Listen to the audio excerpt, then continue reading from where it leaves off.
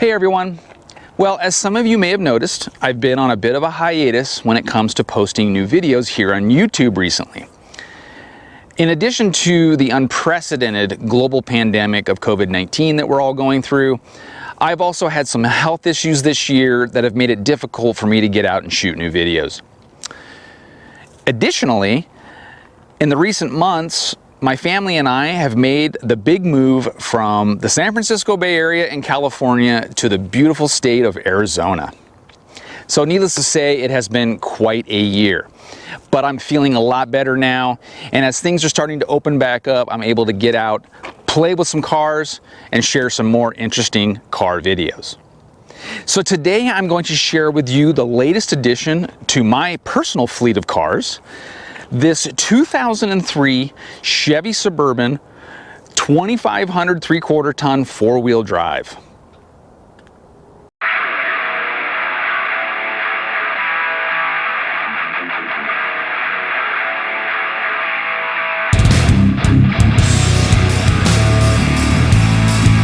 So when we made the recent decision to move here to Arizona, there was suddenly an immediate need for a truck because at the time I didn't personally own one. Not only did I need to haul a bunch of boxes and household stuff, I needed to tow 3 cars down here somehow. So initially I started looking at newer Silverados and F-150s and Dodge Rams, and unfortunately this summer prices on trucks have been at all-time highs. So ultimately, it didn't make a lot of sense to finance $30,000+ on a 3 to 5 year old truck, especially considering I probably wasn't going to have the truck very long. So I decided to start looking at the 2000 to 2006 Chevy Silverado and GMC Sierra. These are some of the strongest, most overbuilt and reliable trucks I've ever seen in my professional opinion. They offer very strong LS-based V8 engines, very comfortable interiors, strong frames, good towing capacity, and timeless classic styling. Additionally, they have really strong resale values. So I thought to myself, I could probably buy one, put a little bit of maintenance into it, use it for this move, and then afterwards sell it for pretty much what I'm in it and not really lose anything. And that sure beats the hell out of paying thousands of dollars for a U-Haul. Well, unfortunately, as I said with the newer trucks, even used older trucks are definitely at all-time high prices this year. So I decided to start looking for the Chevy Tahoe, Suburban, and GMC Yukon. Those seem to be a little cheaper than the pickups, and I thought to myself, hey, with the seats all folded down, these things could almost haul as much as a pickup truck, plus everything's locked up inside and weatherproof. So the 1500 models are very robust. They come with strong 5.3 liter V8 engines that make good power, comfortable interiors. They've got a coil spring rear suspension that makes it a very, very comfortable ride on the freeway. And they're rated to tow quite a bit depending on what axle ratio you get. Then I came across this. This 3/4 ton 2500 model comes with a standard LS-based aluminum head 6-liter V8 engine that makes a healthy 320 horsepower and 360 foot-pounds of torque. Mated to that is the heavy-duty 4L80E 4-speed automatic transmission, probably one of the most bulletproof transmissions GM has ever made. It also has bigger brakes, it has 8-lug hubs, it has revised suspension, including leaf springs in the rear instead of the coil spring setup to give better payload capacity and towing capacity. This particular truck is an LS package, so it's your basic cloth interior, standard climate controls, although it is dual zone climate controls. That started in 2003.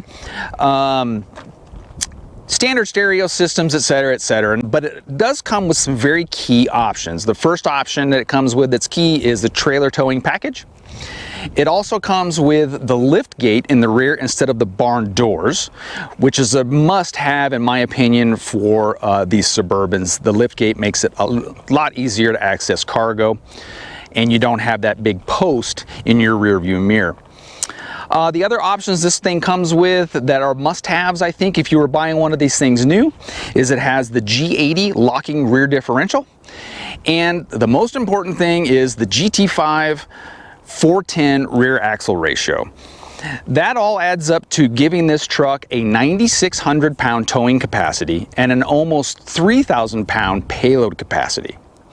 So if you need something that can haul 7 people and tow your heavy boat or travel trailer on a budget, this is the droid you're looking for. Now, believe it or not, this truck actually has over 250,000 miles on it. 251,000 to be exact. Now, a lot of people are going to call me crazy for buying anything with 250,000 miles on it. However, let's just say the price was right. And as I said before, these are some of the most robust, well-built, reliable trucks you can possibly buy. Plus, this was a one-owner truck, clean Carfax, and most of the maintenance history was included. Now, my original intent was just to buy this, do the minimal maintenance, use it for our move, and then sell it for what I'm in it so that I just break even, and then the move really didn't cost me anything. However, after 6 long 24+ hour round trips between the San Francisco Bay Area and the Phoenix area, this truck has really grown on me.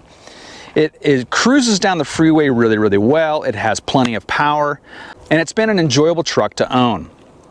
So the goal is to go through it, get all the maintenance up to date, and then do some tasteful upgrades to set it apart from the average Suburban. This should get it ready for the next 250,000 miles, essentially making a new used Suburban for far less than you could possibly buy a new one for. So in this video, I'm going to do my traditional Scroggs car review. I'll show you some of the features about it. We'll take it out on a test drive, and then we'll do a walk around and make a to-do list of the things that this thing needs. That will set us up for some future episodes where I will document the upgrades, modifications, and maintenance that I do to this truck. So without further ado, let's hop in it and take a drive so I can show you what it's like out on the road.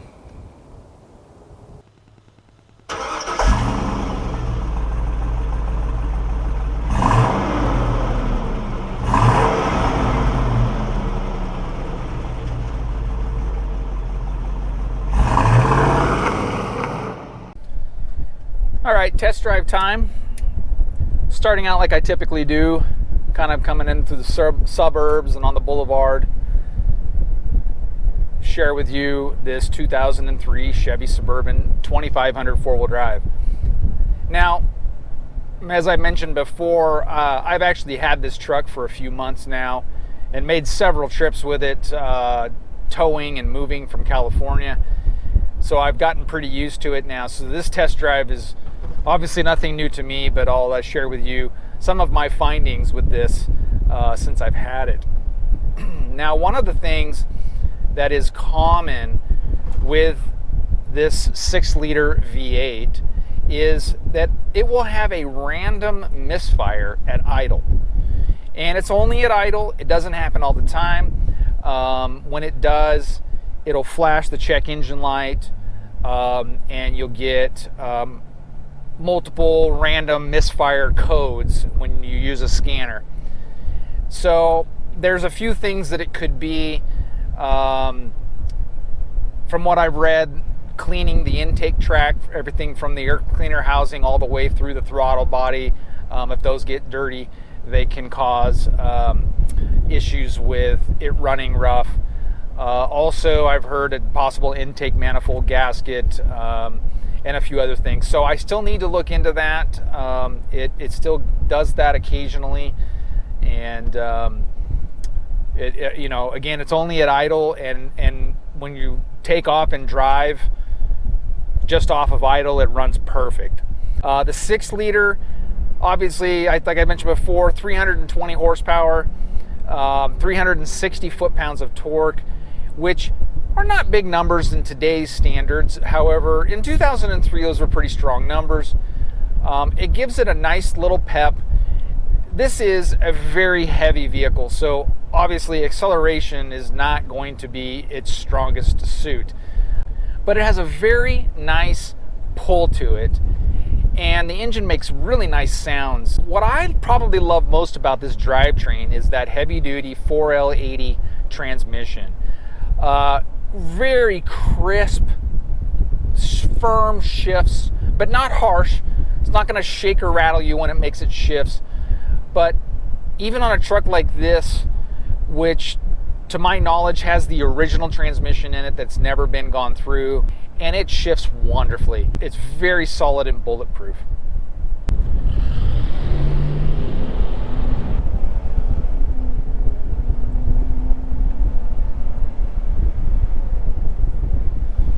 So yeah, again, as you see, you're not going to win many drag races, but it's still a pretty strong pull for such a heavy truck. Okay, we're getting it out on the freeway now and cruise along here for a little bit. Right off the bat, one of the best things about these is how they perform on the freeway. GM was definitely ahead of its time in this era with chassis composure and comfort, and even quietness down the freeway. You have to almost remind yourself sometimes you're driving a 17-year-old truck right now with 251,000 miles on it. Yeah, there's a few little rattles, and over harsh bumps, the shocks are kind of worn on this thing. That's definitely something I'm going to be upgrading, but in all reality, especially for the price point that I paid to get this, this thing is an amazing freeway warrior. Like I said, I've made 6 trips between here and the Bay Area, and you know, a lot of that I was towing, and it's just a fabulous companion. Very comfortable. The seats are very supportive and comfortable. The air conditioning is fantastic. You know, the view out and the vision all the way around is very, very good. Like I said, overall, it's a fantastic freeway companion. So I'll talk again about the engine. I touched on it briefly before. The first time they offered this engine was in 2000, which was the debut of this body style. And that one year actually had an iron block and iron head version of this engine. In 2001, they upgraded to aluminum heads, which is what this truck has in this. So that bumped the power up by 10. So 320 horsepower at 5,000 RPM, 360 foot-pounds of torque at a pretty lofty 4,000 RPM. Now, there was an option package you could get with the 3/4 ton Suburban, and that was the big block 8.1 liter or 8100 Vortec V8, which is 496 cubic inches. That was available on this truck, and it was mated to the same 4L80 heavy-duty transmission. That engine makes 340 horsepower, so 20 more horsepower than the 6-liter, but 455 foot-pounds of torque. Now, if you order that engine with the 410 axle, that made the 8100 Suburban have a 12,000 pound towing capacity, and that's actually 1,000 pounds more than what a diesel Excursion offers. So they're tough to find. They weren't super popular when they were new because it really diminished gas mileage a lot with that big engine. But if you can find one of those, that would be the ultimate tow rig. But this 6-liter does a great job.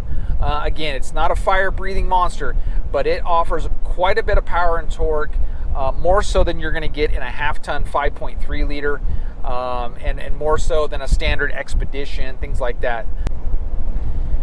The other thing I like is, believe it or not, the 410 gears are actually an advantage on these over the taller like 373 gears, because the engine, the power peak and the torque peak are up higher in the rev range. It's not so much of a penalty for it to rev more. So you really don't get a big mile per gallon hit by going to that axle ratio. And the nice thing about it is things like passing, you don't need to like hammer the throttle and have it make a downshift in order to pass somebody. Just a squeeze of the gas it stays in fourth gear, and it's already kind of in the power band and will pass right by people pretty easily. So I just doing a quick little 75 to 85, and that was quick. I mean, it does it pretty fast as I'm passing this truck. So how does it tow? Well, all things considered, it tows really, really well. Yes, a newer truck, the capacities now are really high. You know, standard horsepower levels that are above 350 is really common. But for a cheap, older SUV like this that can haul 7 people, it does really, really well. Steady state cruising, especially like here in Arizona where you're able to go faster than 55 miles an hour, unlike you are in California, it keeps right up. I mean, I can cruise along towing almost 8,000 or 9,000 pounds and do 80 miles an hour with traffic just fine. Going up a grade definitely isn't going to set the world on fire. That's where it definitely shows its lack of power for towing a heavy load. So what happens is instead of like it's shifting down one gear into third, it wants to shift into second gear to get the RPM up above 4,000 RPM, where that peak torque level is. Well, the downside to that is when I was towing back and forth, going up the grades, I had to be careful because it wanted to get a little hot. The temperature gauge would start to climb a little bit, so I had to be a little careful about revving it too much. Outside of that, if you're not climbing any steep grades, this is definitely a very strong towing machine. Now, gas mileage, as some of you may know, 3/4 ton and bigger vehicles do not get rated by the EPA, so there's no EPA rating for this. My personal experience is unloaded like I am right now, gets around between 14 and 16 miles per gallon. And when I was towing a heavy load and was fully loaded in the interior here, it was getting around 8 to 10 miles per gallon. The fuel bill gets pretty hefty, but with the amount of money I saved from buying a newer truck, I'll take it. Again, if you're on a budget and you're looking for something that will seat 7 and tow a boat, no problem, or a travel trailer, there's not a long list of cars that will do that, and this is one of them. The only other one that comes to mind that is comparable is the Ford Excursion. And obviously with the Ford Excursion, you were able to get diesel engines, whether it be the earlier 7.3 diesel or the 6.0 Power Stroke. So those offer a better towing capacity because of that, and a little bit more payload. And it's just an overall bigger SUV, so it has more storage capacity and so on and so forth. But they're quite a bit more expensive. First of all, finding a good condition diesel Excursion is hard enough as it is. And when you do, they command a pretty hefty price tag compared to these. I wish GM would have offered the Duramax diesel in the Suburban, but they never did. But if you're on a budget, this definitely fits the bill.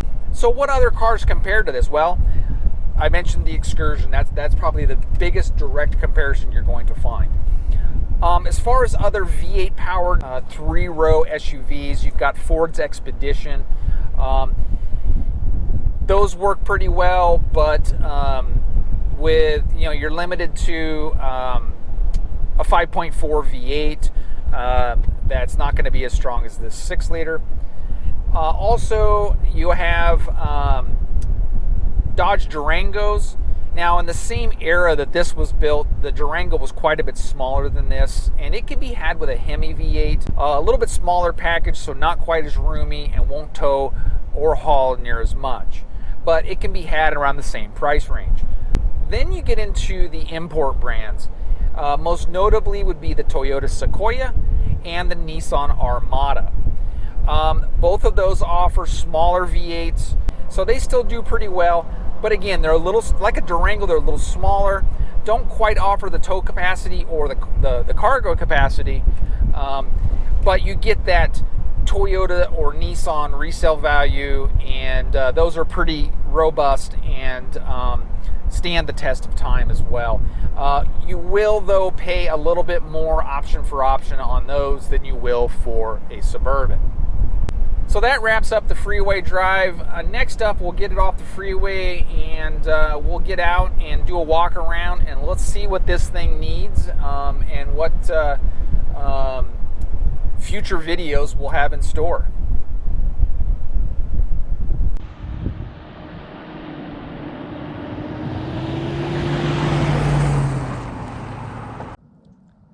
Okay, time to do a quick walk around to see what this Suburban project needs. Okay, well, first off, as you can see here on the hood, there is paint chipping, which is a very common issue with this Summit white color that comes on this era of Suburban. It's very common for it to peel like that. So the hood is going to have to be repainted, as well as the driver's door. And then we've got some paint peeling off here in the door jamb, in the back, as well as on the fuel door here. So definitely going to have some paint work done here on the left side and the hood. Additionally, I'm going to take off these moldings on the doors. As you can see, they get pretty ugly over time, and I actually like the clean look of just the white paint along the side of it. Another thing that needs attention on the exterior, I'm going to pull off the roof rack and repaint these rails. As you can see, the paint is fading on there. Just little things like that. Also, you can see here in the video, it has a crack in the windshield, so I'll definitely need to replace the windshield as well. The other things that are going to happen cosmetically on the outside is we'll replace the headlights and the turn signals. Now, they're foggy, and you know, there are kits to polish these and bring life back to them, but they never seem to get as clear as they would be if they were brand new. And these are actually pretty cheap to buy brand new. And there's lots of aftermarket options as well. So I'm going to go with some newer headlights to get the nice clean look on the front. We're going to do a new grille, an aftermarket grille. And we are going to do aftermarket black front and rear bumpers. Otherwise, cosmetically, the truck is in pretty good shape. All the panels are original. It's never had any paint work done to it. The only other thing on it is right here in the back. There's a dent right here on the corner above the taillight with some paint damage there. So once we paint this side anyway, I'll have them redo that to clean that up. Then, in addition to the bumpers, we are going to do a nice set of wheels and tires. I haven't quite decided on a style yet, but that'll be a future episode. We'll get some nice wheels and tires on it. And that'll pretty much set the exterior where I want it. One of the other things that I would like to do is I would like to replace these mirrors with the extended mirrors that you can pull out for trailering. It's an easy bolt-on upgrade, so I'm going to get a set of those so that it makes it easier for when you're towing a trailer. So let's take a look underneath the hood. Now, I've obviously, as I mentioned before, I've had this truck for a little while now, and I've already done a few things maintenance-wise to this truck. Right off the bat, it had low oil pressure reading on the dash, and so I had the oil pressure sensor changed, as well as I serviced the power steering, and I replaced all of the plugs and plug wires with the correct factory plug and wire. The other thing that I had to do was replace one of the studs that holds on the exhaust manifold here on the left bank of cylinders. Apparently it's a common problem for the studs to snap, and so it was actually, when I got the truck, the stud was broken off in the head, and I actually had to have my mechanic Don from Tri-Valley Automotive up in Dublin, California, shout out to you, but he helped me out and we got a new stud in there so that the exhaust leak was fixed. So what's next underneath the hood? Well, first off, we're gonna pull all of this intake track off and put an aftermarket intake system on here. I will pull the throttle body assembly off, clean everything really good, and then I may end up having to get into the intake manifold and pulling that off as well because of that random misfire that I have that comes and goes. In addition to the intake and what I mentioned there, I'm going to do an aftermarket flash tuner, which from what I understand wakes these 6 liters up quite a bit and helps give them more power and more response. Other than that, really all I'm going to do performance-wise is I'm going to do a custom exhaust system, and you know, we'll make it look a little bit better than that, and it'll give it a nice little rumble. Okay, so let's take a look inside and we'll kind of go over what it needs on the interior. Well, one of the things that I did right off the bat with this truck when I got it was replacing the factory stereo, which was just a archaic old cassette and CD player, and I put in a newer Pioneer head unit here that has Bluetooth so that I could pair my phone and be able to talk hands-free while I was driving. Now it still has all of the factory speakers in the doors and in the back. Again, this is an LS package, so as you can see, cloth seats. This does not have the cool Bose sound system, but the cool thing is the provision is back here for a subwoofer. So I will replace this panel with one that came out of a loaded LT model but that had Bose sound system, and then this right here will be perforated so that I can install a subwoofer here in the back. As you can see back here, the carpet is pretty worn, pretty typical of what you would see of a truck getting used quite a bit. So I will likely source out a new carpet kit and replace all of the carpets in this truck. Also, the headliner is coming down in a couple spaces. Very, very common problem on these. These and the trucks from this era, the headliners like to come loose. Now, I mentioned stereo. I'm obviously going to put the subwoofer in the back. I will add a amplifier that I can hide either in the dash somewhere or underneath the seat. And then we'll put some new speakers here in the doors and in the back doors. A couple of other minor things on the interior. The latch here for the center console does not close, so I'm going to have to go in and fix the latch on that. Also, the mirror, which has a compass and a thermometer built into it, does not work, so I am going to replace that. And then more cosmetic changes that I'll go and do. As you can see, these buttons get kind of worn, very common to happen, so I will replace those with new units. And then, as well as this dash, as you can see, the paint is just flaking off this trim piece that goes around the stereo and air conditioning controls. So lastly, it's going to be stuff that's a little harder to see underneath here. As you can see, this truck has already had aftermarket shocks put in it, but I believe it's been some time since they've been replaced because the ride is a little bit on the bouncy side.